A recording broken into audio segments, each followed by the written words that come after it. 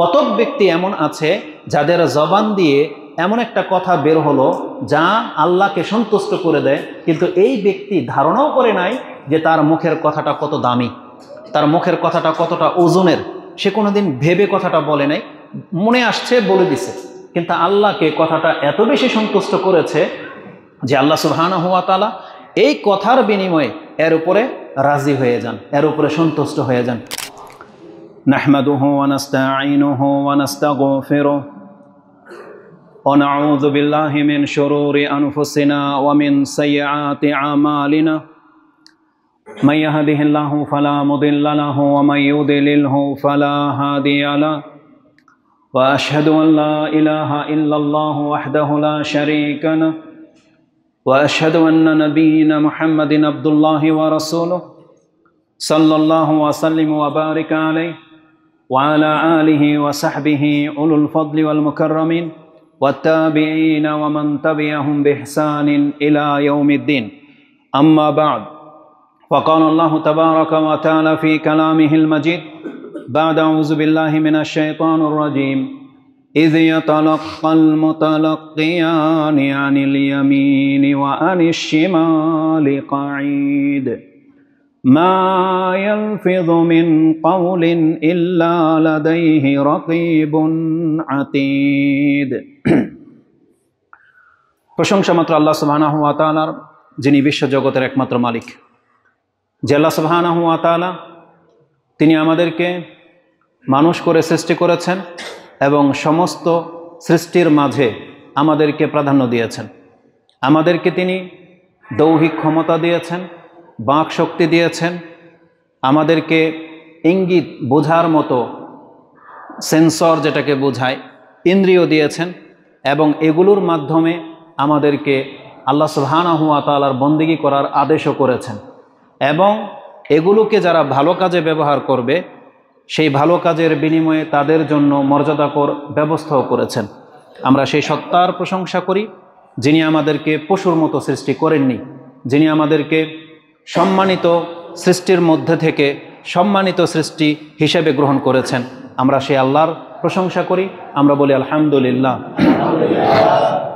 সালাতু ওয়াস সালাম প্রিয় নবী মুহাম্মদুর রাসূলুল্লাহ সাল্লাল্লাহু আলাইহি ওয়াসাল্লামের প্রতি, যার মাধ্যমে আমরা বিগত সমস্ত উম্মাহ থেকে বেশি মর্যাদাবান হতে পেরেছি, যার মাধ্যমে আল্লাহ সুবহানাহু ওয়া তাআলা আমাদের দিন ধর্মকে অত্যন্ত সহজ করেছেন, যিনি তার জবানেও ছিলেন উত্তম চরিত্রের অধিকারী। আমরা সেই রাসূলের প্রতি সালাত এবং সালাম পাঠ করি, আমরা বলি আল্লাহুম্মা সাল্লি আলাইহি আল্লাহুম্মা বারিক আলাইহি। আজকে খুতবার জন্য আমি যে বিষয়টি আপনাদের জন্য পছন্দ করেছি সেটা হলো আমাদের এই জবান দ্বারা ইসলামের কাজ করে যাওয়া, মানে জবানটাকে, বাক শক্তিটাকে যথাসাধ্য প্রয়োগ করা, যেটা আজকে অধিকাংশ মুসলিমরা আমরা করি না। আপনি একটা অন্যায় দেখতে পেলে, আল্লাহর হকের যখন ব্যাপার আসে, ন্যায়সঙ্গত বিষয় যখন আসে, তখন আপনি চুপ করে থাকেন, যেটা মোটেও উচিত নয়। অতএব প্রত্যেকটা মুসলিমের যেখানে কথা বলার অধিকার রয়েছে, যেখানে কথা বলার ক্ষমতা রয়েছে, আপনাকে সেখানে কথা বলা উচিত। এটা শুধু কোনো একজন ব্যক্তির দায়িত্ব না, এটা প্রত্যেক ব্যক্তির আপন আপন ক্ষমতা অনুযায়ী এটা প্রত্যেকের দায়িত্ব। তো এই বিষয়টা কতটা গুরুত্বপূর্ণ এটা আমি আজকে আপনাদের কাছে ব্যক্ত করব। আজকের খুতবায় এটাও থাকবে, যদি আমরা আমাদের জবানকে কল্যাণকর কাজে ব্যবহার করতে না পারি, তাহলে আমাদের জবানকে হেফাজত করতে হবে, যাতে করে আমাদের জবান দ্বারা এমন কোনো কথা বের না হয় যেটাতে ইসলাম ভঙ্গ হয়ে যায়। আমাদের জবান দিয়ে যেন এমন কোনো মন্তব্য আমরা না করি যেটার কারণে আল্লাহ অত্যন্তধিক অসন্তুষ্ট হয়ে যাবেন, এমনটা যেন আমরা না করি। আমাদের জবানের লাগাম পরাতে হবে, এই বিষয়গুলো থাকবে ইনশাআল্লাহ। প্রথমত আমি আপনাকে দেখাতে চাচ্ছি যে আমাদের দেহের মাঝে আল্লাহ সুবহানাহু ওয়া তাআলা কয়েক রকমের ক্ষমতা দিয়েছেন। এক হলো শক্তি, গায়ে বল। দ্বিতীয়ত হচ্ছে বাক শক্তি, মানে মুখে কথা বলা।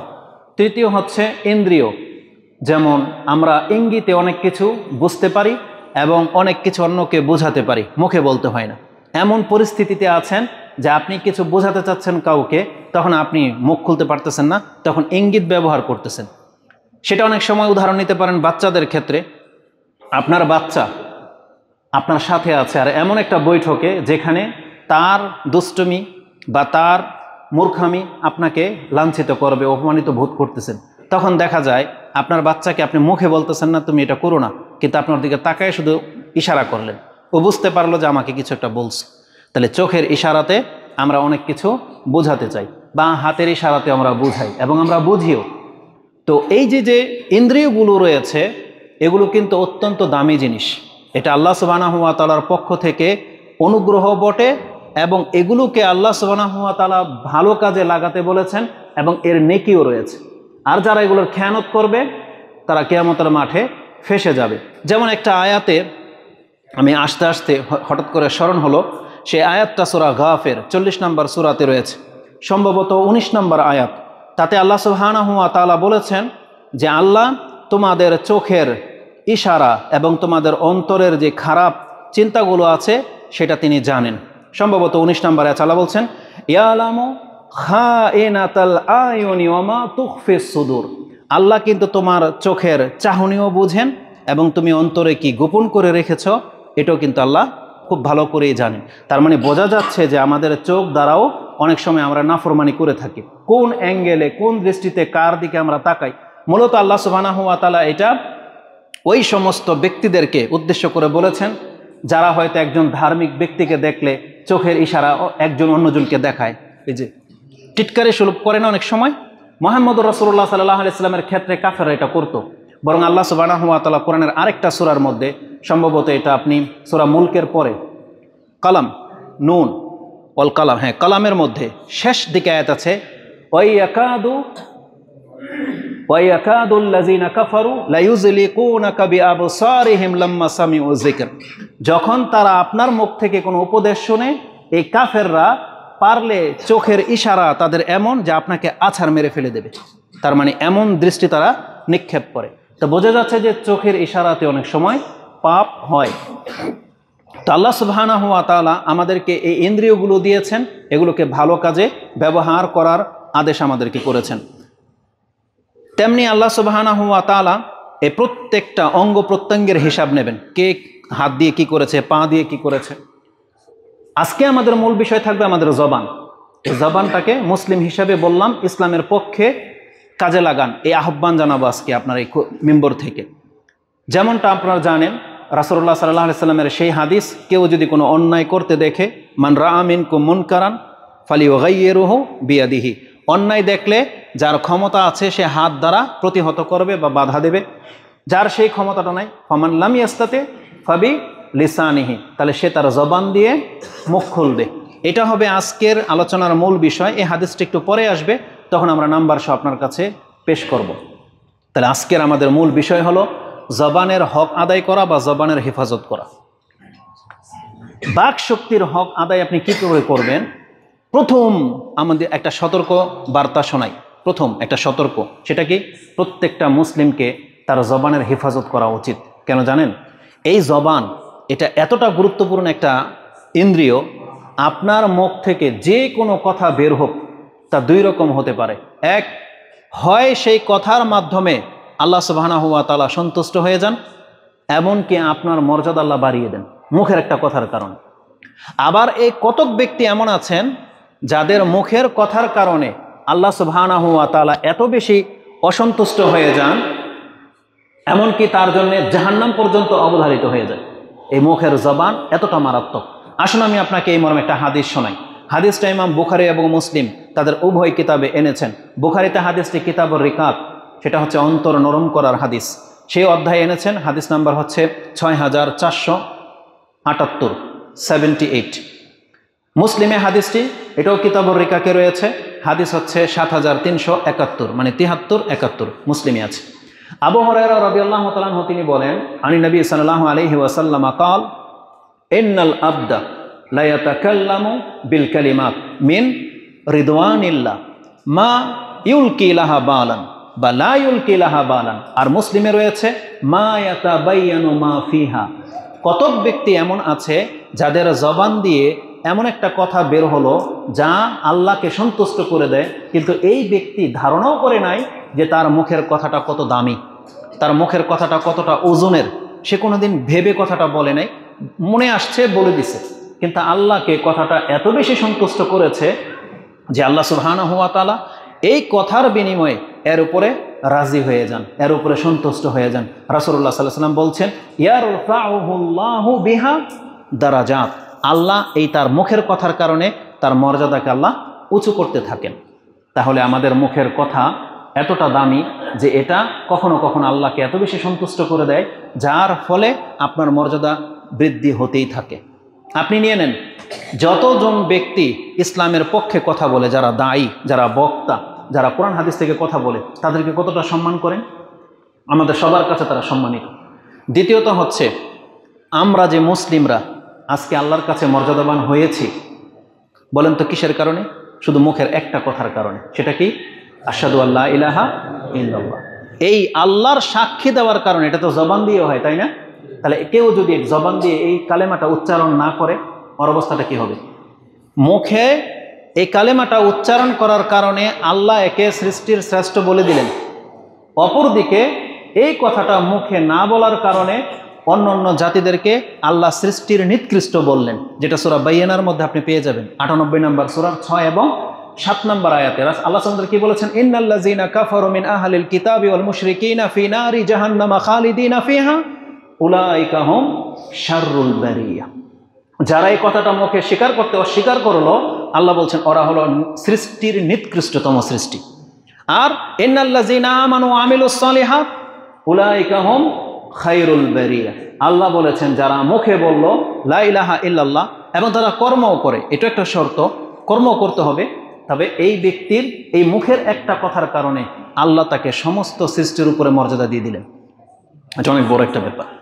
তারপরে মুখে যদি সুবহানাল্লাহ বলা হয়, মুখে যদি আলহামদুলিল্লাহ বলা হয়, মুখে যদি লা ইলাহা ইল্লাল্লাহ বলা হয়, এই জিকিরগুলোর মান কত এটা আমরা সবাই জানি। যেমন সূরা আল কাহাফ 18 নম্বর সূরার 27, 28, 29 এই আয়াতগুলোর মধ্যে জিকিরের কথা রয়েছে। সেই আয়াতের তাফসিরে বলা হয়েছে যে সব কিছু ধ্বংস হয়ে যাবে, তবে যেটা বাকি থাকবে সেটা হচ্ছে এই কালেমাগুলো যেটা মানুষ উচ্চারণ করেছে। মুসলিমের তাহারাতের প্রথম হাদিসে কি আছে, যেটা আপনি 422 নম্বরে পেয়ে যাবেন। রাসূলুল্লাহ সাল্লাল্লাহু আলাইহি সাল্লাম বলেছেন, আত-তুহুরু শাতরুল ঈমান ওয়ালহামদুলিল্লাহি তামলাউল মিজান ওয়া সুবহানাল্লাহি ওয়ালহামদুলিল্লাহি তামলাআনি আও তামলাআ মা বাইনাস সামাওয়াতি ওয়াল আরদ। এই জবান দিয়ে যখন কোনো ব্যক্তি একবার আলহামদুলিল্লাহ বলে, তার নেকি কি? আল্লাহ সুবহানাহু ওয়া তাআলা নেকি দিয়ে তার মিজানের পাল্লাকে ভরে দেন। আর যখন কোনো ব্যক্তি বলে সুবহানাল্লাহি ওয়াল হামদুলিল্লাহ, রাসূল বলেছেন এই দুইটা শব্দ তার মিজানের দুইটা পাল্লা ভরে যাবে, অথবা এই জমিন থেকে আকাশের মাঝে যত বড় গ্যাপ আছে এরকম 7টা গ্যাপ পুরো হয়ে যায় নেকি দিয়ে। আল্লাহ সুবহানাহু ওয়া তাআলা আমাদের জবানের বাক্যগুলোর মধ্যে এতটা মর্যাদা রেখেছেন।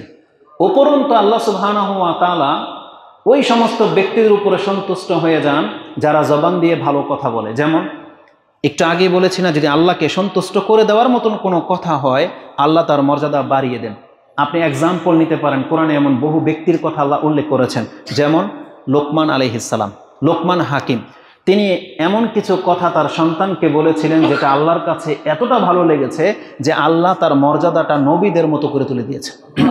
নবীদের নামে যেমন সূরা আছে, এই লোকমানের নামেও সূরা আছে, অথচ তিনি নবী নন। কেন?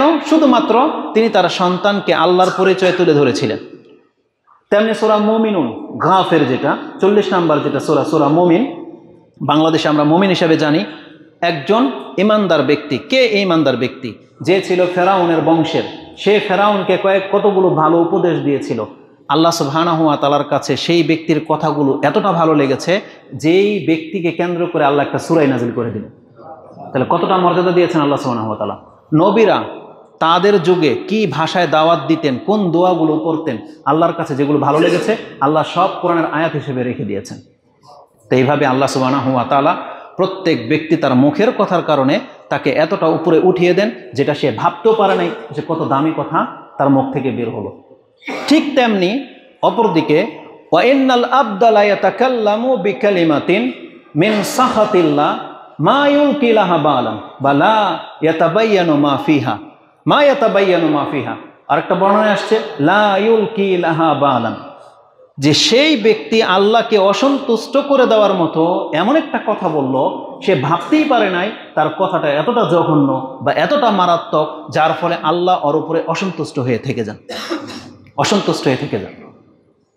কোরআনের আরেকটা, এটা একটা হাদিসের আরেকটা শব্দ হলো যেটা ইমাম তিরমিজি এবং ইবনে মাজা উল্লেখ করেছেন। তিরমিজিতে হাদিসটি 2319 এবং ইবনে মাজাতে হাদিসটি 3969 রয়েছে, 3969।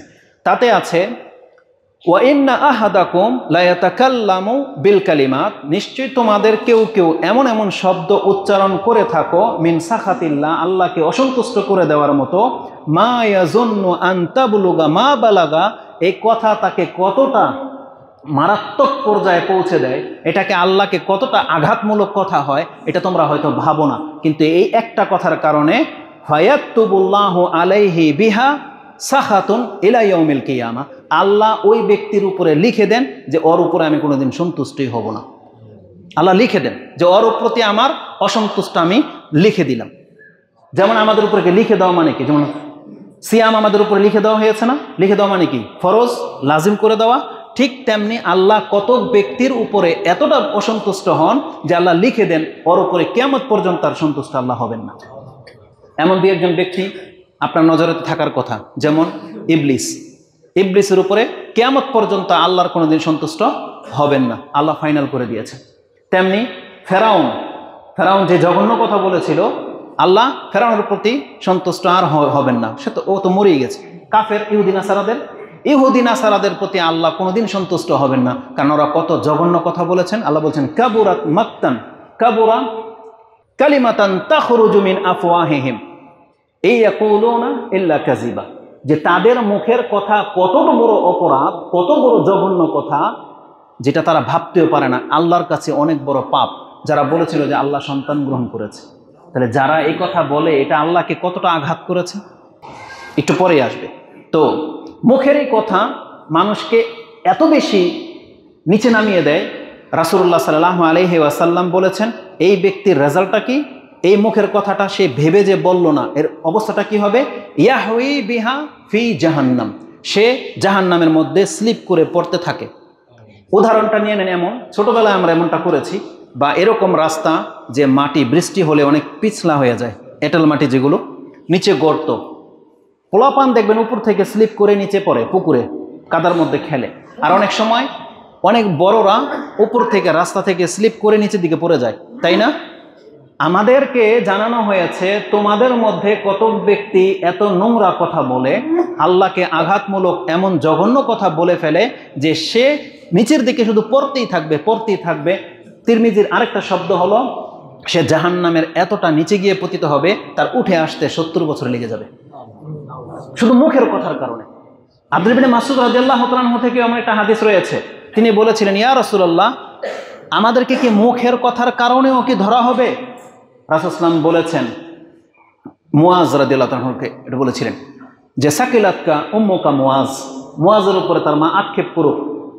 একজন ব্যক্তির মুখের কথার কারণেই তো তাকে উপর করে হাসরের মাঠে উঠানো হবে, শুধু তার মুখের অপরাধের কারণে। এই মুখ দিয়ে আল্লাহকে গালি দেয়া, মুখ দিয়ে ইসলামকে টিটকারি করা, মুখ দিয়ে রাসূল সাল্লাল্লাহু আলাইহি ওয়াসাল্লামের সুন্নাহকে ব্যঙ্গ করা, মুখ দিয়ে কোরআন সম্পর্কে বাজে মন্তব্য করা, ইসলামের বিধান সম্পর্কে, এটা মুখ দিয়ে হয়েছে।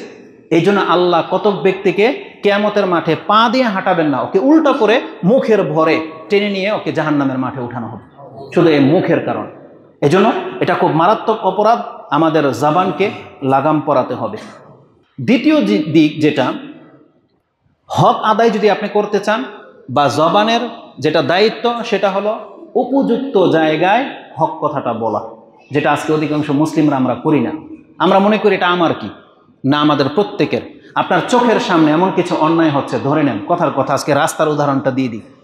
রাস্তাতে বাজারে আপনি দোকানে বসে আছেন, আপনার সামনে একটা লোক, একটা ছেলে মোটরসাইকেলটাকে এভাবে রাখছে যে ও রাস্তা আটকিয়ে ফেলেছে। 2-4 জন পোলাপান এখানে বসে বসে এমন কিছু করতেছে যে যাতায়াতে কষ্ট হচ্ছে। দোকানদাররা সে ফুটপাতের উপরে ওই তার সামান বিক্রি করার জন্য রেখে দিয়েছে, যেটা ছিল মানুষের চলাচলের পথ, কিন্তু একটা লোক কোনো প্রতিবাদ করতেছেন। তারপরে আপনার লাইভে যত কিছু আপনি দেখতে পারবেন, আপনার লাইফে আপনার চোখের সামনে ঘটতেছে, একটা লোক কিন্তু বাধা দিলেই হতো, কিন্তু কেউ আজ পর্যন্ত বলে না। যেখানে ফুটপাতগুলো সেখানে মানুষের হাঁটা চলার জন্য করা হয়েছে, সেখানে ফেরিওয়ালারা যা ইচ্ছা তাই বিক্রি করার জন্য দুই পাশে দোকান লাগিয়ে দিয়ে বসে গেছে। কোনো প্রশাসনের লোক বাধা দিচ্ছে না, আর বাধা দিলেও ক্ষণিকের জন্য দায় ছাড়ার মতন কথা বলে দিয়ে তারা কিছু খেলো না খেলে না ছেড়ে চলে গেল, কিন্তু কোনো দায়িত্ব পালন করতেছে না। বরং আমাদেরকে শিক্ষা দেওয়া হয়েছে প্রত্যেকটা মুসলিমকে উপযুক্ত জায়গায় যেখানে আপনাকে কথা বলা উচিত ছিল সেখানে আপনি মুখ বন্ধ করে থাকতে পারেন না, সেখানে আপনাকে উচিত কথাটা বলা উচিত ছিল। এটা হচ্ছে আমাদের দায়িত্ব। তো এই পয়েন্টটার ক্ষেত্রে আমি আপনাকে বলবো, হ্যাঁ, ইসলামের বিধান অনুযায়ী, মুসলিমদের কল্যাণ অনুযায়ী কিছু জায়গা আছে যেখানে মুখ বন্ধ করে থাকাটা কল্যাণ, আর কিছু জায়গা আছে যেখানে মুখ খোলাটা হচ্ছে কল্যাণ। সেখানে আপনি মুখ বন্ধ করে থাকলে আপনার অন্যায় হবে, আর যদি আপনি মুখ খোলেন তাহলে আপনার কল্যাণ হবে। আর কিছু জায়গায় আপনি যদি মুখ খোলেন তাহলে আপনার অকল্যাণ হবে। এই মর্মে রাসূলুল্লাহ সাল্লাল্লাহু আলাইহি ওয়াসাল্লাম থেকে একটা হাদিস নিয়ে নেন। আন আবি হুরায়রা ক্বালা ক্বালা রাসূলুল্লাহ সাল্লাল্লাহু আলাইহি ওয়াসাল্লাম, মান কানা ইউমিনু বিল্লাহি ওয়াল ইয়াউমিল আখির ফালিয়াকুল খায়র আও লিয়াসমুত। যেই ব্যক্তি দাবি করো যে তুমি আল্লাহ এবং পরকালে বিশ্বাসী, তাহলে এমন মুসলিমদের জন্য উচিত না তার জবান খোলা, যদি সেটা ভালো কাজে না হয়। তার মানে হয় তোমার মুখ দিয়ে তুমি ভালো কথা বলো, আর না হলে আও লিয়াসমুত, না তুমি চুপ করে বসে থাকো। তাহলে এই হাদিসের মধ্যে দুইটা ইঙ্গিত পাওয়া যায়। মুখ খোলা জায়েজ নাই। যদি খুলতে হয় কোন উদ্দেশ্যে খুলবেন? ভালো কথা বলার জন্য। মানে আপনার মুখ থেকে যেন একটা ভালো শব্দ বের হয়। হতে পারে আল্লাহর জিকির, হতে পারে ভালো একটা উপদেশ, হতে পারে অন্যায় কাজে বাধা, হতে পারে ন্যায়সঙ্গত কোনো কথা। মানে যেই কথাটা ভালো, এটা যদি আপনার মুখ থেকে বের হয় তাহলে আপনার মুখ খোলার অনুমতি আছে। আর না হয় রাসূল সাল্লাল্লাহু আলাইহি ওয়াসাল্লাম বলেছেন কোনো মুমিন বান্দার জন্য এটা জায়েজ নাই সে তার মুখ থেকে কোনো খারাপ কথা বের করবে। কোনো মুমিন বান্দার জন্য জায়েজ নাই যে সে তার মুখটাকে আলফাল কাজে ব্যবহার করবে, এটা মোটেও জায়েজ নাই। আপনাদের হলোটা কি? জুমার খুতবার সময় এত কেন ব্যস্ততা? এমন কি কাজ দেখা দিল? এটা কিন্তু জুমার খুতবা। আহলে হাদিস মসজিদগুলোতে এটা মোটেও কাম্য নয়, যেটা আপনাদেরকে জ্ঞান দেওয়া হয়, শিক্ষা দেওয়া হয়। এটার মর্যাদাটা কি? খুতবার মর্যাদাটা কি? আওয়াজ শোনা যাচ্ছে না, তো এটা ইমামকে বলবে। খুতবা যিনি দেবে তাকে ইশারা করে বলবে আওয়াজ যাচ্ছে না, তারপরে যিনি দায়িত্বশীল তাকে আমি বলবো যে ঠিক করেন। কিন্তু এই যে এসে কানে কানে কথা বলা, উঠে যাওয়া, এটা অনেকের আপনার দৃষ্টিভঙ্গি লঙ্ঘন হয়েছে। আমি তো দেখতে পাচ্ছি কে কি করতেছে। এটা মোটেও কাম্য নয়, মোটেও কাম্য নয়। আল্লাহ সুবহানাহু ওয়া তাআলা আমাদেরকে বোঝার তৌফিক দিক। তো কথা হচ্ছে এই জবান হয় ভালো কাজে ব্যবহার করতে হবে, না হলে কি বলা হয়েছে আও লিয়াসমুত, অথবা সেজন্য চুপ করে থাকে। এই হাদিসটা আরো কোন কোন ভাষায় আসছে আপনি জানেন? রাসূলুল্লাহ সাল্লাল্লাহু আলাইহি ওয়াসাল্লাম বলেছেন খুব শীঘ্রই একটা সময় আসতে যাচ্ছে তোমাদেরকে আল্লাহর সামনে পার্সোনাল ডাকা হবে। আল্লাহ প্রত্যেক ব্যক্তির সাথে কথা বলবেন সরাসরি। লাইসা বাইনাল্লাহি ওয়া বাইনাহু তুরজুমান, তার মাঝে আর আল্লাহর মাঝে কোনো দোভাষী থাকবে না, আল্লাহ সরাসরি তার সাথে কথা বলবেন। সেই দিন একজন ব্যক্তিকে যেই জায়গায় দাঁড় করানো হবে সে তার সামনে তাকাবে, জাহান্নামের আগুন দেখতে পাবে। তার ডান দিকে তার ভালো কাজ, তার বাম দিকে তার খারাপ কাজ দেখতে পাবে। আরেকটা বর্ণনায় আসছে সে সব দিকেই সে জাহান্নাম দেখতে পাবে, আর সামনে আল্লাহ থাকবেন। তার মানে এখন তাকে জিজ্ঞাসা করা হবে। এমন পরিস্থিতিতে রাসূল সাল্লাল্লাহু আলাইহি ওয়াসাল্লাম বলেছেন যে চায় জাহান্নামের আগুন থেকে বাঁচতে, তাহলে তাকে বলা হয়েছে সে যেন একটা খেজুর হলেও দান করে। সে যেন কি করে? ইত্তাকুন নারা ওয়ালাউ বিশিক্কি তামরাতিন, সে যেন একটা খেজুর পরিমাণ কিছু যদি দান করার ক্ষমতা থাকে তাহলে দুনিয়াতে যেন সে তাই করে, বসে যেন না থাকে। হতে পারে তার এই খেজুর সমান এতটুকু দান তাকে সেই দিন জাহান্নামের আগুন থেকে মুক্ত করে দিতে সক্ষম। এই হাদিসটা বলার সময় রাসূল সাল্লাল্লাহু আলাইহি ওয়াসাল্লাম এটাও বলেছিলেন যদি এটাও কেউ না পারে যে একটা খেজুর পরিমাণ দান করার মতো তৌফিক তার দুনিয়াতে ছিল না, তখন রাসূল সাল্লাল্লাহু আলাইহি ওয়াসাল্লাম বলেছেন তাহলে সে যেন উত্তম কথা বলে। ফামান লাম ইয়াস্তাতি ফাবি কালিমাতিন তাইয়্যিবা, সে যেন জবান দিয়ে সবসময় কালিমা তাইয়্যিব পাঠ করে, লা ইলাহা ইল্লাল্লাহ, বা ভালো ভালো কথা যেগুলো আল্লাহকে সন্তুষ্ট করে দেয়।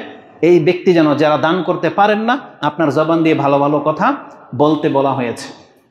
আও ফামান লাম ইয়াস্তাতি, যেই ব্যক্তি ভালো কথাও বলার ক্ষমতা রাখে না, যেখানে কথা বললে মার খেতে হবে বা তার বাকশক্তি চলে না, রাসূল বলছেন আও লিয়াসমুত, তাহলে সে যেন চুপ করে বসে থাকে। তাহলে বাজে কথা বলার চেয়ে চুপ করে বসে থাকার মধ্যেই তার নাজাত নিহিত আছে। তার মানে কিয়ামতের মাঠে যখন আল্লাহর সামনে আপনি দাঁড়াবেন, আপনাকে আল্লাহ জিজ্ঞেস করবেন তুমি কি কি মন্তব্য করেছিলে ফিতনার সময়। তখন আপনি যদি বলেন আল্লাহ আমি কোনো কথা বলি নাই, কারণ আমি জানি যে এই সময় কথা বলতে গেলে আমার অপরাধ হবে বা আমি পারবো না, আমি চুপ করেছিলাম, এটার কারণে আল্লাহ হয়তো আপনাকে ক্ষমা করে দিবেন। কিন্তু যারা বাজে মন্তব্য করেছে, ধারণাপ্রসূত কথা বলেছে, তারা কাল কিয়ামতের দিন ফেঁসে যাবে। ঘটনা প্রেক্ষিতে চায়ের দোকানগুলোতে আপনারা যখন একে অপরের সাথে কথা বলেন, কি নিয়ে কথা বলেন সারাদিন? একটু ভাবেন তো দেখি। একটু আগের ঘটনায় বলতেছি, আমি নাস্তা করার জন্য বসছিলাম এক জায়গায়, 3-4 মুরব্বী পাশের বাড়ির উঠানে বসে গল্প করতেছে। কেউ বলতেছে হাসিনাই ভালো না, এইভাবেই দেখেন ভাষাটা। কেউ বলতেছে না নেতাগুলা খারাপ, কেউ বলছে না না আমরা জনগণই খারাপ, বলতেছে আমরা মানুষরাই ভালো না। আচ্ছা, এই যে কথোপকথন, আপনার কি চ্যানেলের লাভ হয়েছে? আজকে আমাদের তো অধিকাংশ মানুষদের এটাই টপিকস, তাই না? কিছু হলেই হয় যুদ্ধ লেগে গেলে যুদ্ধ নিয়ে আলোচনা, যে ইসরায়েল ফিলিস্তিন নিয়ে, সৌদি আরবে কেন কিছু করলো না, অমুকে এটা করতেছে, তুমুকে এটা করতেছে, ইরান বলতেছে আমি কিন্তু বোম রেডি করে রাখছি, আজ পর্যন্ত কোনো ক্ষমতাই দেখাইলো না, খালি রেডি করে রাখেও, রং করে রাখে। মুসলিমরা শুধু খালি এগুলো নিয়ে চর্চা করে। রাজনীতির প্রেক্ষাপট দেখেন, টিটকারি স্বরূপ বহু কিছু বলে ফেলতেছেন, কিন্তু আপনি নিজেও জানেন যে এই রাজনীতিতে অংশ নেওয়া জায়েজ নাই। আপনি নিজেও জানেন, আমাদের মুখ থেকে কেন বলাইতে হবে এটা আপনি নিজেও তো জানেন। আমি যদি আপনাদের কাছ থেকে সাক্ষী নেই, একজন মুসলিম বলেন তো দেখি, এটা কে জানেন না যে নারী নেতৃত্ব ইসলামে জায়েজ নাই? এটা কোনো মুসলমান জানে না, বলেন তো দেখি কে জানেন না? এটা জানেন, সবাই জানেন, কিন্তু কেউ তো কোনো কথা বলেন না। বলেন যে হুজুর আপনি বলেন, আপনি ভাস খান। বিষয়টা এমন না? আজকে মুসলিমরা তো এটাই মনে করে যে আপনি বলেন, আপনি বাস খান, আমাদের কোনো দায়ভার নাই। কিন্তু আপনাদের দায়ভার নাই, প্রত্যেকটা মুসলিমের দায়ভার আছে, প্রত্যেকটা মুসলিমের। উপরন্তু আপনি জানেন এটা নাজায়েজ, আপনার উচিত ছিল সেখান থেকে ফিরে থাকা, সরে থাকা, কিন্তু আপনিই কিন্তু আবার এই দলেরই অন্তর্ভুক্ত।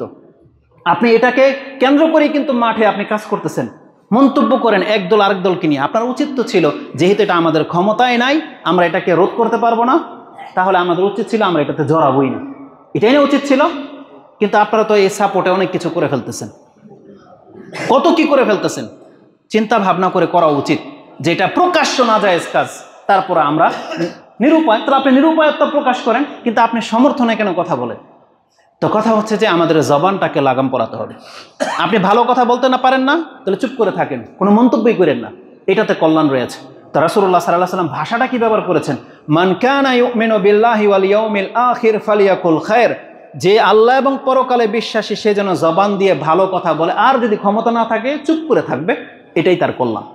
হাদিসটি ইমাম বুখারী এবং মুসলিম উল্লেখ করেছেন, যেটা আপনি 4675, 6475 এবং মুসলিমে হাদিসটি ইমানের অধ্যায় 77 নম্বরে রয়েছে, যে জবানের হেফাজত করতে হবে। রাসূলুল্লাহ সাল্লাল্লাহু আলাইহি ওয়াসাল্লাম থেকে আরেকটা হাদিস নিয়ে নেন, ওই হাদিসটা যেটা বলেছিলাম একটু পরে আসবে, মান রাআ মিনকুম মুনকারান ফালিয়ুগাইয়িরহু বিয়াদিহি, সে যেন তার হাত দ্বারা সেই অন্যায়টাকে প্রতিহত করে। কিন্তু যার এটা ক্ষমতা নাই, সে কিভাবে ব্যবহার করবে? ফাইন লাম তাস্তাতি ফাবি লিসানিহি, তাহলে সে যেন তার জবান দিয়ে এটাকে প্রতিহত করে। তাহলে জবানের একটা কাজ হলো উপযুক্ত জায়গায় সেটাকে খোলা, আপনাকে খুলতে হবে। আপনার সামনে অন্যায় হচ্ছে, একটা লোকের উপর জুলুম করা হচ্ছে, আর আপনি দেখে চলে গেলেন, না এটা কোনো দায়িত্ববানদের কাজ না। আপনি তাকে ঠেকাইতে পারবেন না হয়তো, কিন্তু মুখে তো অন্তত এটা বলতে পারেন যে তুমি এটা উচিত করতেছো না, এটা কিন্তু ঠিক না, ছেড়ে দাও, জুলুম করো না, বলতে পারেন না? বলতে তো হওয়া উচিত ছিল। এতটুকু শক্তি তো আল্লাহ আমাদেরকে দিয়েছেন। তাহলে কেন আমরা মুসলিমদের সংখ্যায় বেশি হয়েও আজকে ইসলামের পক্ষে কেন কথা বলতে পারি না? এত কি আমাদের অপারগতা, কিসের আমাদের এত ভয়, বা কিসে আমাদেরকে বাধা দিয়ে রাখলো? এতগুলো মুসলিম থাকা সত্ত্বেও আমরা কথা বলতে পারি না কেন? এটা আমাদের উচিত নাই। এটা আমাদের আল্লাহ সুবহানাহু ওয়া তাআলার কাছে কিয়ামতের মাঠে জবাবদিহির আন্ডারে আপনাকে করা হবে। কেন আপনি মুখ খুলবেন? এটা আপনাকে বলে দিই কেন। এটা আপনার ফয়দা। ওই জালেম জুলুম থেকে ফিরে থাক বা না থাক, দুর্নীতি বন্ধ হোক বা না হোক, সমাজে যে বিশৃঙ্খলা, পণ্যের যে দাম নিয়ে যেই রকমের শুরু হয়েছে, আপনার কথাতে তার প্রভাব পড়লে পড়ুক বা না পড়লে না পড়ুক, আমাদেরকে, আমার এবং আপনাকে আপনার নাজাতের জন্য মুখ খুলতে হবে। কেন? ওই ঘটনা আপনি জানেন না যে শনিবার দিন যারা মাছ ধরেছিল তাদেরকে নিষেধ করা হয়েছিল, একদল আরেক দল নিষেধ করেনি, মুখ বন্ধ করেছিল, তারা মাছ ধরতেও যায় নাই। আবার যারা মাছ ধরেছিল শনিবার দিন, ইহুদিদের কথা বলতেছি, তারা সেদিন ওদেরকে নিষেধ করে নাই, যেটা তো হারাম। যেমন আজকে আমাদের সমাজে গান বাজনা প্রকাশ্যভাবে হচ্ছে, আপনি হয়তো গান বাজনায় যান নাই, কিন্তু আপনি নিষেধ তো করেন নাই, যেখানে গান বাজনা চলবে না, নিষেধ করেন নাই। যারা নিষেধ করতে যাবে তাদেরকে বরং বলতেছেন কি দরকার আছে ওদেরকে নিষেধ করার, ওরা কি তোমার কথা শুনবে? এটা অধিকাংশ মানুষ বলে না। যেমন আপনি যদি নিষেধ করতে চান, আপনার ফ্যামিলি থেকে বলবে তুমি কেন গেছো কথা বলতে, তোমার কথা কি শুনবে? না, আপনাকে কথা বলতে হবে। কেন আপনি বলবেন এটা শোনেন। আল্লাহ সুবহানাহু ওয়া তাআলা সেই আয়াত, সেই ব্যক্তিদের কথা আমাদেরকে জানিয়েছেন, যেটা সূরা আরাফ 7 নম্বর সূরার 164 নম্বর আয়াতে পেয়ে যাবেন। একদল বলেছিল ওয়াইজ ক্বালাত উম্মাতুন, একদল বলল মিনহুম, তাদের মধ্য থেকে, লিমা তাইজুনা কওমান আল্লাহু মুহলিকুহুম আও মুআযযিবুহুম আযাবান শাদীদা, যেই জাতিটাকে আল্লাহ হালাক করে দেবেন অথবা কঠিন শাস্তি দেবেন, এদেরকে তোমরা উপদেশ দিই বা কি লাভ?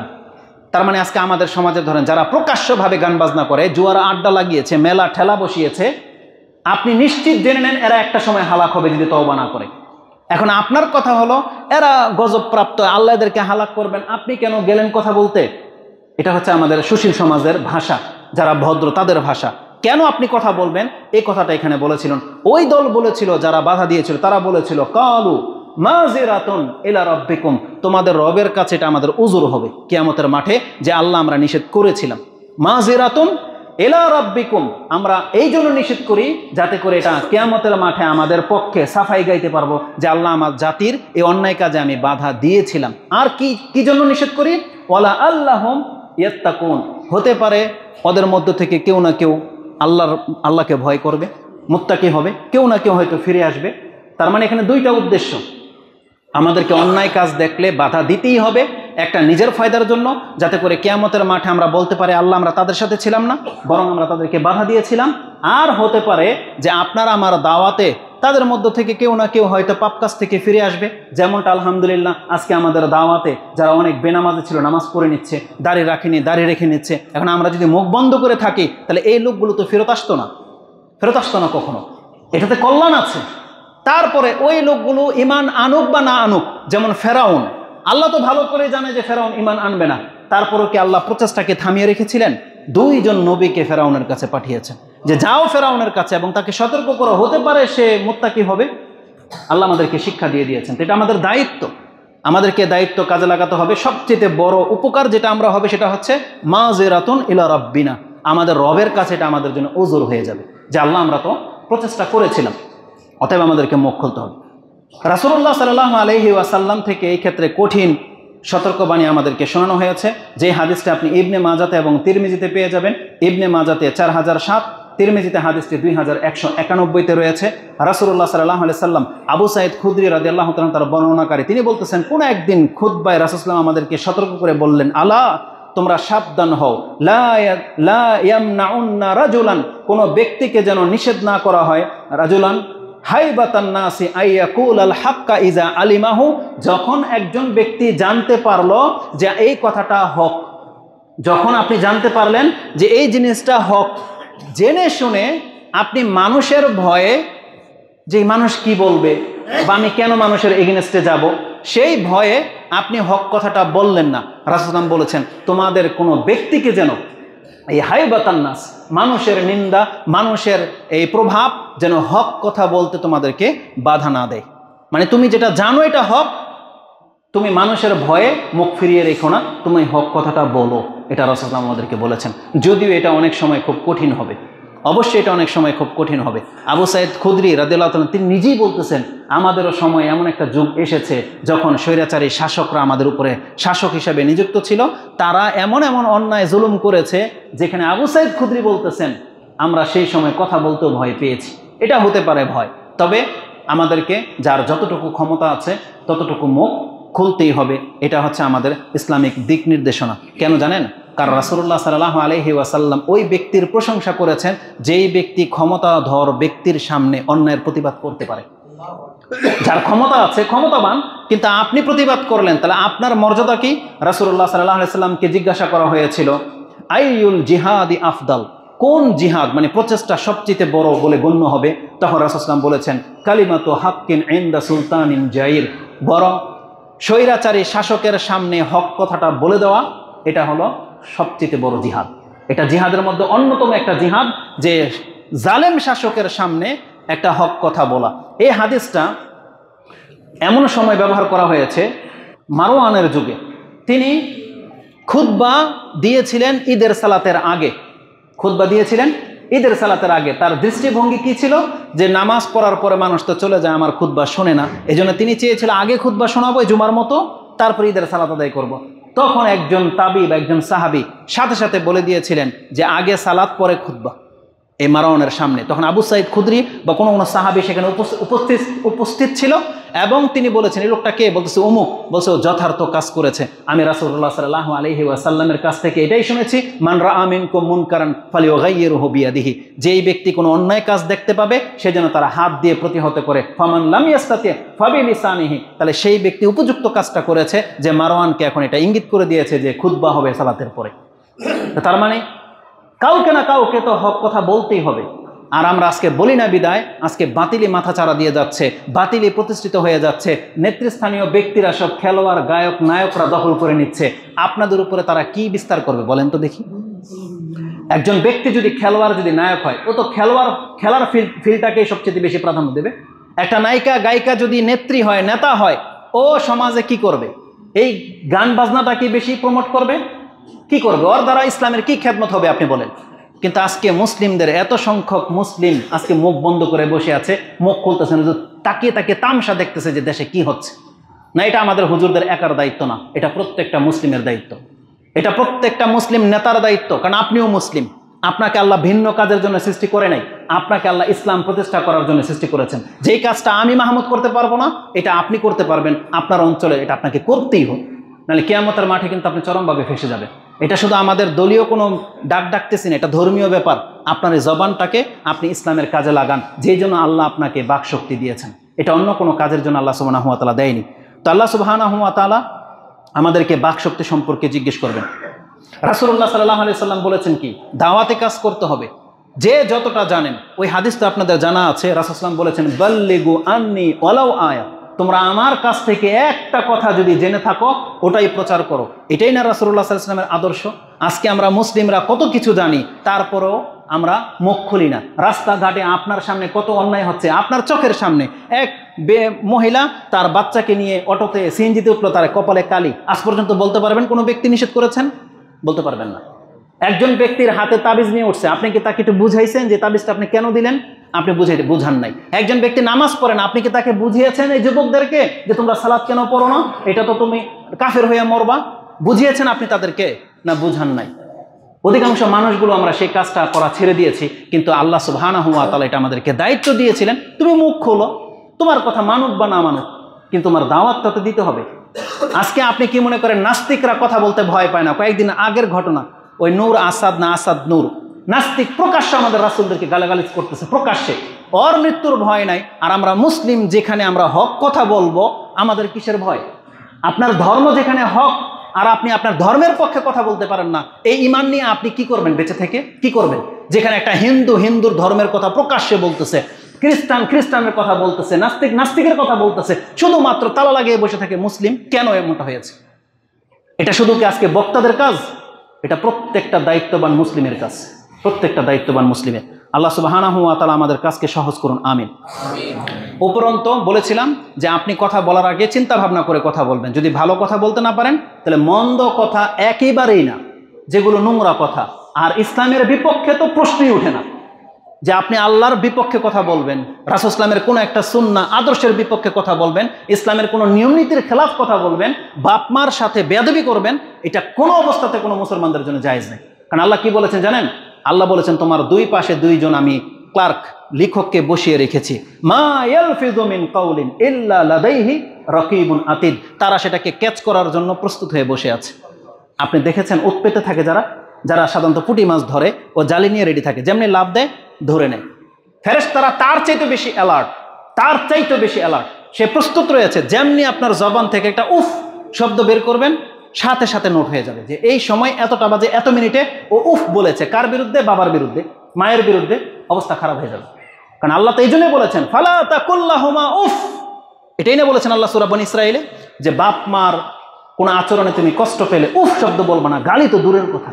আর আজকে মুসলিম হয়ে আমরা বাপ মাকে গালি দিই। এটার অবস্থা যে কি হবে কিয়ামতের মাঠে, আপনি ভয় করার চেষ্টা করেন। অতএব এই জবানের একটা মূল্য আছে। ভালো কথা বললে আপনার মর্যাদা বেড়ে যাবে, খারাপ কথা বললে এটার পরিণাম খুব খারাপ হবে। এইটা আপনাকে মাথায় রাখেন। এবার আসুন আমাদের মূল মেসেজটা কি। বলেছিলাম যে আমাদেরকে এই জবানটাকে ইসলামের পক্ষে ব্যবহার করা উচিত। আজকে কিছু বক্তাদের অবস্থা দেখবেন, নেটের মধ্যে বক্তা আছে, সুরেলা বক্তা, তাদের দিকে আপনারা ঝুঁকে যান, কিন্তু কোনো দলিল প্রমাণ নাই। আমরা নোট কেন রাখি সাথে জানেন? এই নাম্বারগুলো বলার জন্য, নাম্বারগুলো পয়েন্ট যেন মিস না হয়ে যায় সেজন্য। কিন্তু তারা লাগামহীন কথা বলে যায়, লাগামহীন। কোত্থেকে দলিল নিয়েছে আপনাকে জানাবে না, দলিলই নেই এমন বহু কথা আছে তারা ব্যক্ত করে। আবার আমরা যখন তাদের ভুল ধরি, তাদের কথা আপনাদেরকে নিষেধ করি, তখন আমাদেরকে আবার উল্টা বলেন যে এরা ফেতনাবাজ, এরা শুধু খালি গীবত করে, এটাকে ফেতনাবাজ বলে, এটাকে গীবত করে। আর এই যে আপনার ঈমান হারা করে দিচ্ছে, এমন এমন এমন ওয়াজ আপনার কাছে পেশ করে দিচ্ছে যেটা আকীদার খেলাফ, যেটা সঠিক নয়, তাহলে আপনি এটার বিরুদ্ধে কে কথা বলবে? তাহলে এই ধরনের বক্তাদেরকে আমরা সতর্ক সাবধান করব, কারণ প্রত্যেকটা কথার কিন্তু দলিল লাগে।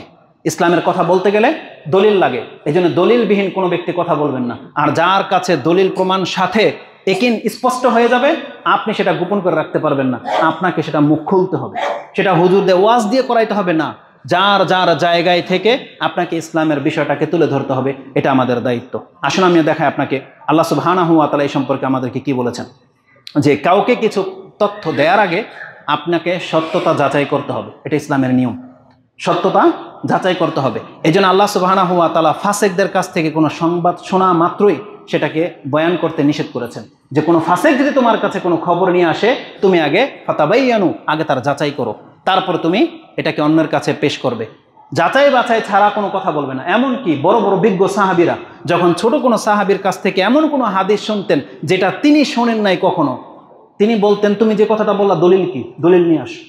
ওমর রাদিয়াল্লাহু তাআলা আনহুর দরবারে একদিন আবু সাঈদ খুদরি অথবা আবু মুসা আশারি কোনো একজন সাহাবী গিয়েছেন, সালাম দিয়েছেন, আসসালামু আলাইকুম। ওমর রাদিয়াল্লাহু তাআলা কোনো রেসপন্স করেনি, হয়তো শুনতে পান না, ভিতর 3 বার সালাম দিয়ে পরে চলে গেছে। ওমর রাদিয়াল্লাহু তাআলা যখন ফ্রি হলেন, বললেন যে দরজাতে আবু সাঈদ খুদরি বা আবু মুসা আশারি তাকে ভিতরে আসতে বলো। বলতেছে উনি তো চলে গেছেন।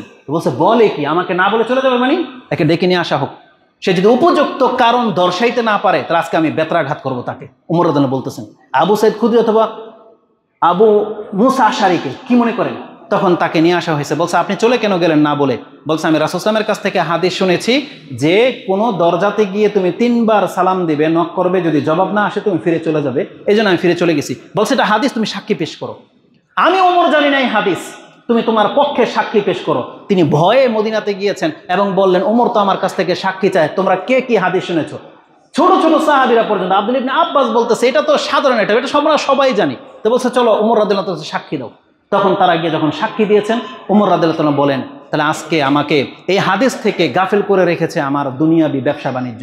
আমি যে আগে রাসূল সাল্লাল্লাহু আলাইহি ওয়াসাল্লামের কোনো বৈঠকে যে উপস্থিত হইতে পারতাম না, হয়তো তখনকার এই হাদিস আমি যেটা ওমর জানি না এই হাদিস। তার মানে বোঝা যাচ্ছে যে যখন ব্যতিক্রম কিছু তার কাছ থেকেও দলিল তলব করা হতো সাহাবা একরামদের কাছ থেকে, কিন্তু কথা যখন বলবে আবু বকর, কথা যখন বলে ওমর, কথা যখন বলে আলী, তাদের কাছ থেকে আর দলিল প্রমাণ প্রয়োজন পড়ে না। অন্যান্য ছোট সাহাবীরা কোনোদিন তারা এটা বলে নাই যে আবু বকর আপনি যে কথাটা বললেন দলিল দেন, বরং আবু বকরের কথাটাই হচ্ছে দলিল। এই জন্য আমাদের কথার দলিল লাগবে। কিন্তু আজকে যেই বক্তা যা খুশি তা বলে ফেলতেছে, আপনার কাছে দলিল প্রমাণের প্রয়োজন হয় না, শুধু সুন্দর বক্তব্য হলেই হলো, আপনি লুফে নেন সেটা, এটা মোটেও কল্যাণকর নয়, মোটেও কল্যাণকর নয়। অতএব আমাদেরকে কথা যাচাই করে কথা বলতে হবে। রাসূলুল্লাহ সাল্লাল্লাহু আলাইহি ওয়াসাল্লাম থেকে আবু হুরায়রা রাদিয়াল্লাহু তাআলা তিনি বর্ণনা করেন, রাসূল সাল্লাল্লাহু আলাইহি বলেছেন কাফা বিল মারই কাযিবান, কাফা বিল মারই কাযিবান, একজন ব্যক্তির মিথ্যু প্রমাণ হওয়ার জন্য এতটা যথেষ্ট আইয়ু হাদিসা বিমা বিকুল্লি মা সামিয়া, সে যা বলে শুনে তাই প্রচার করে। রাসূলুল্লাহ বলছেন এটা যার চরিত্র, জেনে নাও ওর মিথ্যুক হওয়ার জন্য এই চরিত্রটাই যথেষ্ট। তার মানে যা কিছু শুনলো, আমাদের এগেইনস্টে যেই গ্রুপটা বাংলার জমিনে কাজ করে বিভিন্ন মাযহাবের লোকেরা, এরা স্টাডি করে খুব কম। এদের বড় হুজুর যা বলেছে, এই বক্তা ওর অঞ্চলে বা আরেক জায়গায় গিয়ে হুবহু এই বক্তব্যই ছেড়ে দেয় যেটা ওর বড়র কাছ থেকে শুনেছে, কোনোদিন যাচাইও করেনি যে এটা সঠিক না ভুল। একটা এক্সাম্পল দিয়ে দিই, আপনি পরখ করে দেখবেন। আপনি কোন একটা মাযহাবের হুজুরদেরকে, মুর্শিদের জিজ্ঞেস করবেন যে আপনারা যে এই যে ফজরের নামাজের পরে বাতি নিভিয়ে 3 বার আউযুবিল্লাহ পড়ে যে সূরা হাশরের 3টা আয়াত পড়েন, এটা কোথায় আছে? আমি নিশ্চিত সে আপনাকে হাদিস পড়েছে বলে দাবি করতে পারবে না। সে বলবে এটাই তো প্রচলিত, এটাই তো জেনে আসছে, এটাই বলবে। আর ওই হাদিসের মধ্যে কি আছে জানেন? এই সূরা হাশরের 3টা আয়াত সকাল এবং সন্ধ্যায় পড়ার কথা আছে, যদিও হাদিস দুর্বল। হাদিস এক তো দুর্বল, আবার আছে সকাল এবং সন্ধ্যায় পড়ার কথা, আর তারা সেই হাদিস ফিট করে দিয়েছে ফজর নামাজের পরে। বুঝছেন? যদি বলেন যে ফজরের পরে তো এটা সকালেই, তাহলে বিকাল কই? বিকালে আপনি কেন করেন না? আসর নামাজের পরে বা মাগরিবের নামাজের পরে, কারণ হাদিসে সকাল বিকালের কথা আছে, কেন করেন না এটা? তো তার মানে অধিকাংশ মানুষ ওই যে চলমান বাতাসের মতো বয়ে যে বেড়ায়, এগুলোর পেছনেই নাচে, কোনোদিন একটু জাস্টিফাই করে দেখে নাই যে কথাটা সঠিক না ভুল। রাসূলুল্লাহ সাল্লাল্লাহু আলাইহি ওয়াসাল্লাম কি বলেছেন? আপনি আজকে খবরের মধ্যে যা পেলেন, এমন বহু বিষয় আছে যেটা আদৌ সত্য না, কিন্তু আপনি শুনতেছেন আর প্রচার করতেছেন, কি হয়েছে, এটা হয়েছে, কিন্তু আসলে কিছু হয়নি, আপনি জানেনই না। রাসূলুল্লাহ সাল্লাল্লাহু আলাইহি ওয়াসাল্লাম এমন ব্যক্তিদের সম্পর্কে বলেছেন, কাফা বিল মারই, আরেকটা বলছে বেহাসবি ইমরিন, একজন ব্যক্তির জন্য যথেষ্ট মিনাল কাযিব, মিথ্যাবাদী হওয়ার জন্য, আইয়ু হাদিসা বিকুল্লি মা সামিয়া, সে যা শোনে তাই বয়ান করে বেড়ায়, এটা তার মৃত্যু হওয়ার জন্য যথেষ্ট। ইমাম মুসলিম তার মুকাদ্দমের মধ্যে এই হাদিস এনেছেন, যেটা 5, 6, 7, 8, 9, 10 এই 5টা হাদিসের মধ্যে কয়েকবার রিপিট করা হয়েছে এই হাদিসটা, কয়েকবার। তাহলে আমাদেরকে যে কোনো কথা বলার আগে যাচাই করে বলতে হবে। রাসূলুল্লাহ থেকে আরেকটা হাদিস নিয়ে নেন। রাসূলুল্লাহ বলেছেন, ক্বালা মাইয়াদমানলি মা বাইনা লাহিয়াইহি ওয়া মা বাইনা রিজলাইহি আদমান লাহুল জান্নাহ। এই জবানের কতটা মূল্য দেখেন। রাসূলুল্লাহ সাল্লাল্লাহু আলাইহি ওয়াসাল্লাম বলেছেন, তোমাদের মধ্যে যেই ব্যক্তি দুইটা জিনিসের গ্যারান্টি দিতে পারবে, রাসূল বলেছেন আমি তার জান্নাতে যাওয়ার গ্যারান্টি নিচ্ছি। কি বলেছেন? যেই ব্যক্তি তার দুই চোয়াল, এই দুই চোয়ালের মাঝখানে কি থাকে? জিহ্বা।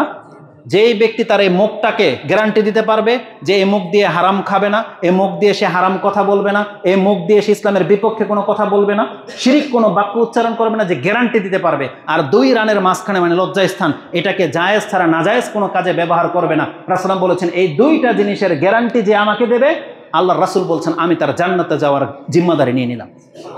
তাহলে এই জবানের মূল্যটা কত? রাসূলুল্লাহ সাল্লাল্লাহু আলাইহি ওয়াসাল্লাম বলেছেন, মাইয়াদমানলি মা বাইনা লাহিয়াইহি ওয়া মা বাইনা রিজলাইহি আদমান লাহুল জান্নাহ, তাকে আমি জান্নাতে যাওয়ার গ্যারান্টি দিয়ে দিচ্ছি। এটা ইমাম বুখারী রাহিমাহুল্লাহ তার কিতাবুর রিকাকে উল্লেখ করেছেন, 6474 নম্বর এই হাদিসটা রয়েছে। এই পুরো বক্তব্যের মধ্যে আমি শুধু আমাদের মুসলিম ভাইদেরকে মেসেজ দিতে চাচ্ছি, আপনার এই জবানের একটা বড় দায়িত্ব রয়েছে। আপনি অবশ্যই হক কথা বলতে হবে আপনাকে, কিন্তু কথা বলার আগে যাচাই করে নেবেন। আর যেখানে আপনি কথা বলতে পারবেন, আপনি মুখ বন্ধ করে থাকতে পারেন না, আপনাকে কথা বলতেই হবে, কথা বলতেই হবে, এটা আমাদের দায়িত্ব। আল্লাহ সুবহানাহু ওয়া তাআলার সন্তুষ্টমূলক কথা বলার মর্যাদা কি? 5 মিনিটের মধ্যে আমি বক্তব্য শেষ করে দেব। যে আমি বলেছিলাম যে কিছু কিছু ব্যক্তি আছে যারা কথা বললে আল্লাহ তাদের উপরে সন্তুষ্ট হয়ে যায়। আল্লাহর উপরে সন্তুষ্টমূলক কথা বলার মর্যাদা কোরআনে অসংখ্য জায়গায় উল্লেখ করেছেন। যেমনটা আমি লোকমান আলাইহিস সালামের কথা বলেছি, ফেরাউনের সেই বংশের লোকের কথা বলেছি, সূরা কাহাফের মধ্যে ওই দুই বাগান বন্ধুর কথা আছে, যে এক বন্ধু আরেক বন্ধুকে উপদেশ দিয়েছিল যে তুমি আল্লাহর নিয়ামত পেয়ে নাশুকরি করো। সেই কথাগুলো আপনারা দেখে নেবেন। উপরন্তু আল্লাহ সুবহানাহু ওয়া তাআলা আমাদেরকে জানিয়েছেন, যারা আল্লাহকে সন্তুষ্ট করার মতন কথা বলে, আসো তোমার মর্যাদাকে আমি দেখাই। আল্লাহ বলেছেন, ওমান আহসানু কাওলান মিম্মান দা ইলাল্লাহি ওয়া আমিলা সলিহান ওয়া ক্বালা ইন্নানি মিনাল মুসলিমিন। যেই ব্যক্তি মানুষকে আল্লাহর দিকে ডাকে, যেই ব্যক্তি ভালো কাজ করে এবং যে বলে আমি মুসলিম, এই যে যার মুখ দিয়ে বলে যে আমি মুসলিম, তুমি আল্লাহর দিকে আসো, আল্লাহ বলেছেন এর চেয়ে উত্তম কথা পৃথিবীতে আর কার হতে পারে? তার মানে যে নিজেকে মুসলিম দাবি করে আর যে মানুষকে আল্লাহর দিকে ডাকে, আল্লাহ বলেছেন তার চেয়ে উত্তম কথা পৃথিবীতে আর কারো কথা হতে পারে না। যেমন প্রত্যেকটা নবীর কথা উত্তম কথা, প্রত্যেকটা দায়ীর কথা, যারা আল্লাহর দিকে মানুষকে ডাকে তারা হলো সবচেয়ে উত্তম ব্যক্তি, যেটা আল্লাহ সুবহানাহু ওয়া তাআলা সূরা আল ফুসসিলাত 41 নম্বর সূরার 33 নম্বর আয়াতে বলেছেন। তাদের সম্পর্কে আল্লাহ বলেছেন, ফাসাবাহুমুল্লাহ, তারা আল্লাহর কাছ থেকে সওয়াব প্রাপ্ত হবে। কারা? বিমা কালু, তাদের কথার কারণে। জান্নাতিন তাজরি মিন তাহতিহাল আনহার, যেই জান্নাতের তলদেশে ঝর্ণা প্রবাহিত হয়, এমন একটা জান্নাত পাবে। কিসের কারণে? বিমা কালু, তাদের কথার কারণে। কাদের সম্পর্কে আল্লাহ এটা বলেছিলেন? এটা পেয়ে যাবেন আপনি সূরা মায়েদা 5 নম্বর সূরার 85 নম্বর আয়াতে। 84 নম্বর আয়াতে সেই কথাটা আল্লাহ উল্লেখ করেছিলেন, যারা এইভাবে কথা বলেছিল। কি বলেছিল? ওমা লানা লা নুমিনু বিল্লাহি ওমা জাআনা মিনাল হক, আমাদের কি হলো যে আমরা আল্লাহর প্রতি ঈমানদার হব না, অথচ আমাদের কাছে হক এসেছে। তার মানে আমরা প্রত্যেকটা মুসলিম তো এই কথাই বলি যে আমরা ঈমান কেন আনবো না, আল্লাহকে কেন বিশ্বাস করব না, যেখানে আল্লাহ আমাদের উপরে একটা কোরআন নাজিল করেছেন। তাহলে কোরআন পেয়েও যদি কোনো মুসলিম আল্লাহর কাছ থেকে মুখ ফিরিয়ে নেয়, এর চেয়ে হতভাগার কোনো ব্যক্তি হতে পারে না। মুসলিমদের কথা কি হবে? আল্লাহ বলেছেন একজন ব্যক্তির, সম্মানিত ব্যক্তির কথা তো এটাই হতে পারে। সে কি বলেছিল যে ওমা লানা, আমাদের কি হলো যে আমি আল্লাহর প্রতি কেন ঈমান নিয়ে আসবো না? লা নুমিনু বিল্লাহি ওমা, অথচ আল্লাহ সুবহানাহু ওয়া তাআলা জাআনা বিল হক, আমাদের কাছে একটা সত্য প্রেরণ করে দিয়েছেন, আমাদের কাছে সত্য চলে আসছে, তারপরেও কেন আমরা আল্লাহর প্রতি ঈমান আনবো না? এবং তারা একথা বলেছিল ওয়ানাতমাউ আইয়ুদখিলানা রাব্বুনা মাআল কাওমিস সালিহিন, এবং তারা বলেছিল আমরা অন্তর থেকে আশা রাখি যে আমাদের রব আমাদেরকে কিয়ামতের মাঠে সৎকর্মশীলদের অন্তর্ভুক্ত করে দিবে। তার মানে একটা মুসলিমের এটা ধারণা হতে হবে কোরআন সত্য, মুহাম্মদ সাল্লাল্লাহু আলাইহি ওয়াসাল্লামের বাণী সত্য, অতএব আমরা ঈমান এনেছি এবং আমরা আল্লাহর কাছে আশা করি আল্লাহ তুমি কিয়ামতের মাঠে আমাদেরকে সৎকর্মশীলদের অন্তর্ভুক্ত করে দিও। আল্লাহ বলেছেন যারা মুখে কথা বলে তারা আল্লাহর কাছ থেকে সওয়াব প্রাপ্ত হবে এবং তাদেরকে আল্লাহ সুবহানাহু ওয়া তাআলা এমন একটা জান্নাত দেবেন যার তলদেশে ঝর্ণা প্রবাহিত হয়ে থাকে। তাহলে আল্লাহর দিকে কথা বলার মর্যাদা হচ্ছে এইগুলো। আল্লাহ সুবহানাহু ওয়া তাআলা